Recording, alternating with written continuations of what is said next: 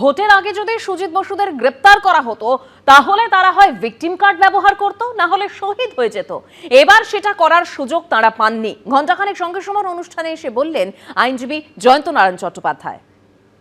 খেতে জানতো কিন্তু হজম করতে জানতো না। গত 15 বছরে ভুরি ভুরি গ্রেপ্তার আমরা দেখেছি, এবং তোমার এই চ্যানেলে এসে আমি প্রশ্ন তুলেছি যে সেটিং নেই তো, শেষ হচ্ছে না কেন, বা কিছুদিন বাদে অ্যারেস্ট হবার পরে তারা বেরিয়ে যাচ্ছে, সাধারণ মানুষের মনে প্রশ্ন উঠছে যে তার মানে কি একটা সেটিং রয়েছে। কিন্তু আজকে আমি তোমাকে বলি, তুমি একটা কথা আমাকে ধরিয়ে দিয়েছো যে ভোটের আগে যদি এদের তোলা হতো তাহলে কিন্তু এরা ভিকটিম কার্ড খেলবার সুযোগ পেত, হয়তোবা শহীদ হয়ে যেত, হয়তোবা এই দেখিয়ে তারা ভোটে জিততো। অর্থাৎ এবং এ কথাই বলা হতো, যেটা আমরা 21শে জুলাইয়ের মঞ্চেও অভিষেক বন্দ্যোপাধ্যায়ের কাছ থেকে শুনেছি, যে যখনই 21শে জুলাই আসে তখনই একটা করে গ্রেপ্তার আসে, যখনই ভোট আসে তখনই গ্রেপ্তার আসে। আমি দেখুন ইডি সিবিআই এর আইনজীবী নই, কিন্তু এটা ঠিক যে এবার অন্তত ইডি সিবিআই ওই ভুলটা করেনি।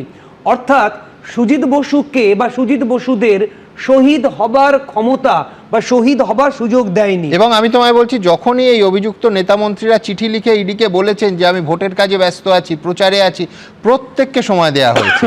সুমন, হঠকারে গ্রেফতার কোনো বুদ্ধিমানের কাজ হতো না। কারণ শুধু গ্রেপ্তার নয়, গ্রেপ্তারে সাধারণ মানুষকে যেমন স্যাটিসফাই করতে হয়, আজকাল মিডিয়ার যুগ, পাশাপাশি তো আদালতকেও স্যাটিসফাই করতে হয়। অর্থাৎ যদি তথ্য প্রমাণ যথেষ্ট না আসে তাহলে কাউকে জোর করে জেদ করে গ্রেপ্তার করা পরে কিন্তু বুমেরাং হয়ে যায়, এবং এটা আমরা বহুবার দেখেছি।